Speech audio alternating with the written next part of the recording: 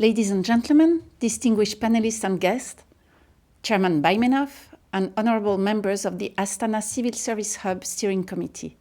I'm really honored by the invitation to open the 2023 annual conference, especially alongside such a prominent lineup of speakers.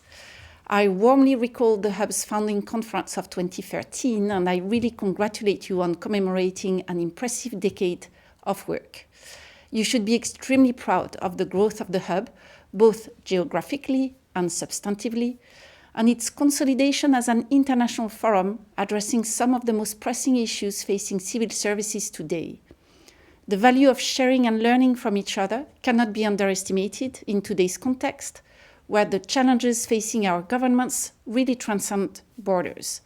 COVID-19, climate change, and technological disruptions like AI have and will continue to put civil service and public sector capacity at the center. The title of your conference, Meritocracy, Integrity, Innovation, sums up really nicely the priorities we need to work on in this increasingly complex, interconnected, and changing world. These are amongst the basic principles of democratic governance, which we cannot take for granted, and we must work to continually reinforce. Research from my directorate in the OECD under our new Reinforcing Democracy initiative shows each of these is paramount to democratic resilience and reinforcing trust in public institutions. According to the 2021 OECD survey on drivers of trust in public institutions, on average across our membership, public confidence is evenly split between people who say they trust their national government and those who do not. About 4 in 10 people say they trust their national government, it's about 41%, with civil services enjoying generally higher levels of trust than national governments. But there are also some cracks in our foundations. About 1/3 of respondents, for example, say they believe a public employee would accept money in exchange for speeding up access to public service. Only about 4 in 10 respondents say their government would improve a poorly performing service, implement an innovative idea, or change a national policy in response to public demands. We must do better. We really need a double-edged sword, focusing on providing symmetry of information to both citizens and civil servants. And I'm quoting here, in fact, the French Minister of Public Transformation, Mr. Guérini, about the symmetry of attention to both citizens and civil servants. So regarding citizens, we are seeing strong movements in many countries towards more meaningful citizen orientation in the design and delivery of public services, in ensuring we are better meeting the needs of marginalized groups, and in being more inclusive in decision-making. Starting from the citizen, not government, meeting them where they are at. This requires improving our foundations, greater transparency, and more meaningful consultation with stakeholders, but it also means advancing and adopting more innovative methodologies based on human-centered design and principles, design thinking, or behavioral insights. It means working with stakeholders differently than we have in the past, by adopting new technologies and ways of communication, or implementing deliberative democratic processes when and where they make sense. Moving on the other side of the sword, civil servants.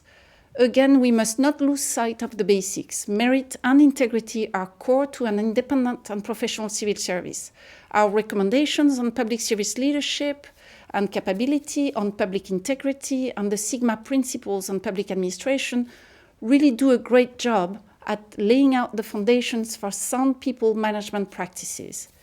In terms of advancing on all these fronts, our latest work on the future of public service points to the need for more forward-looking, more flexible, and more fulfilling public services that are better able to anticipate and react to policy challenges, as well as attract and retain talents in tight labor markets.